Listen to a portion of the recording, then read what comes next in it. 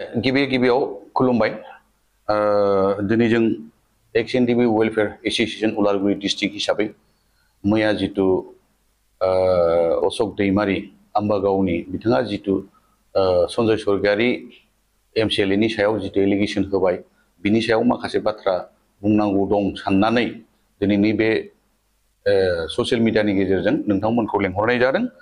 दा बिथाङा माखासे एलिगेशन होदों जेरै इउपिपिएल को केस होनाय सन्जय स्वर्गियारिया बिदिनो गुबुन गुबुन माखासे एलिगेशनफोर दङ।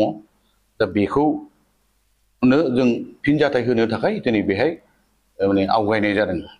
बिथाङा माखासे बाथ्रा बुंदों जेला ससियेल मिडियायाव जों नुबाय बिथाङा जों आरो जों सोदोबखौ बिराद बाहायदों। दा बे जों होननाय लोगो लोगो मोनसे बुस्थुखौ जों नुयो माखासे बेकग्राउन्डखौ लानानै बुंनाय बायदि नुयो, खारन जों होननाय लोगो लोगो सासे जाया गोबांनि जायो। दा बाथ्राया जाबाय बिथाङा बबे संगठनाव दं बा बबे संगठननि बेकग्राउन्डखौ लानानै दिनै जों होननानै सन्जय स्वर्गियारिनि सायाव माखासे एलिगेशनखौ लाबोदों आरो बेखौ जोंनो नाङा होननानै बुंदों। बे बाथ्राया जोंनि थाखाय एसे साननो गोनां जादों। दा बाथ्राया जाबाय सन्जय स्वर्गियारिनि केस होनाय होयिखौ मालाय इउपिपिएल नि अथरिटि दङ। दा बेखाय अथरिटिया मा डिसिसन लायो बेसो बिथांमोना बिजिरगोन। नाथाय बेखौ बिजिरनो बा ससियेल मिडियायाव बुंनो अशोक दैमारिया सोर बेखौ साननो गोनां जादों। खारन बे इउपिपिएल नि मेम्बारबो नङा आरो एबसुनि मेम्बारबो नङा, खुनु संगठनजों बेहा सोमोन्दो गैया।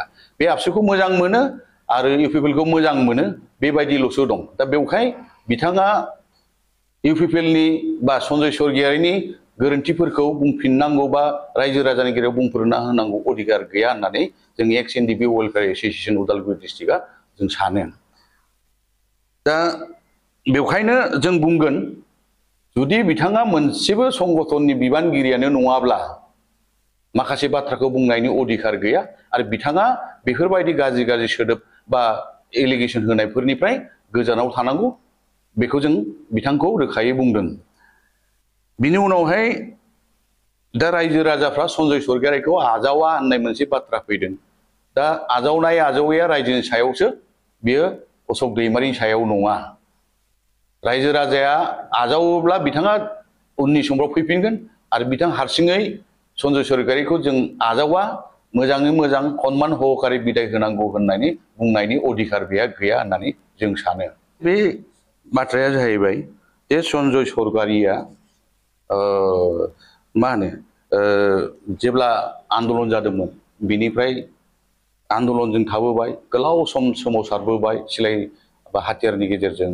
बिनि उनाव बिथाङा एमसिएलए हिसाबै हरिसिंगायाव मोनबाय, देरहाबायबो।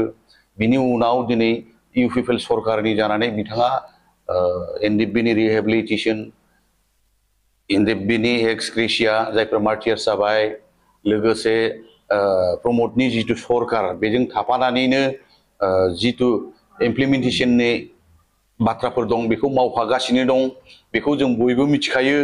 दा बिनि बेलायाव बिथाङा जि एलिगेशन लाबोबाय बे कमप्लिटलि माने जों सानो मिनिंलेस, बेयाव खुनु जुक्ति गैया।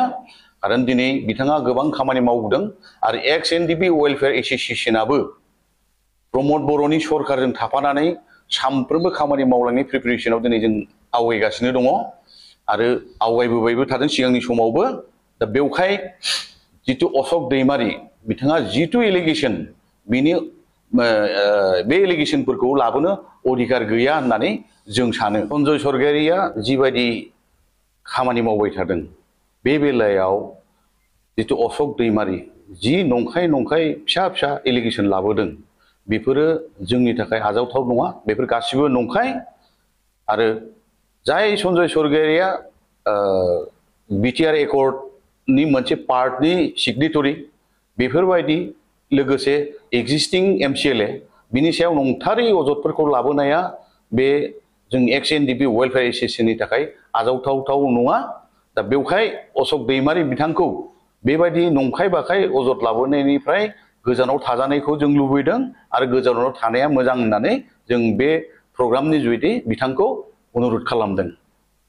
मानोना जोङो अशोक दैमारीनि जितु फिसा फिसा बाथ्रा जेरै जों होननानै बिथाङा बुंदों।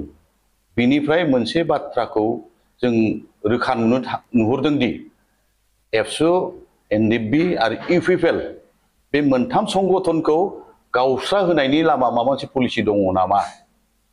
खारन बिनि बुंनाया जों होननानै बेबायदि लेंगुवेजजों जों नुहुरदों।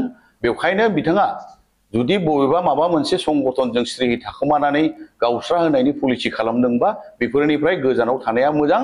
खारन बिथाङा गावनो बुंदों आबसुनि सापर्टार, आबसुखौ मोजां मोनो, इउपिपिएलखौ मोजां मोनो होनदों। बेवहाय बे आबसुखौ मोजां मोननाय बा इउपिपिएलखौ मोजां मोननाय मानसिया जाथावथारै बे सासे एमसिएलएनि इउपिपिएलनि एमसिएलएनि सायाव खुनु जुक्ति लाबोथावथाव बे सोदोबथि थाया। बेवखायनो बिथांखौ जुदि जों खावलायदों, जुदि बिथाङा इउपिपिएल आरो आबसुनि मोजां मोनग्राब्ला सानफ्रोमबो आबसु आरो एनडिएफबिनि बा इउपिपिएलनि मोजां मोननाय बा मोजां मोनजाथाव खामानिथिं आवगायनांगौ, जों बेखौसो बिथांखौ खावलायदों। आरो बेफोरबायदि नंखाय बाखाय एलिगेसन लाबोनायनिफ्राय गोजानाव थानो थाखाय जों बिखौ खावलायदों।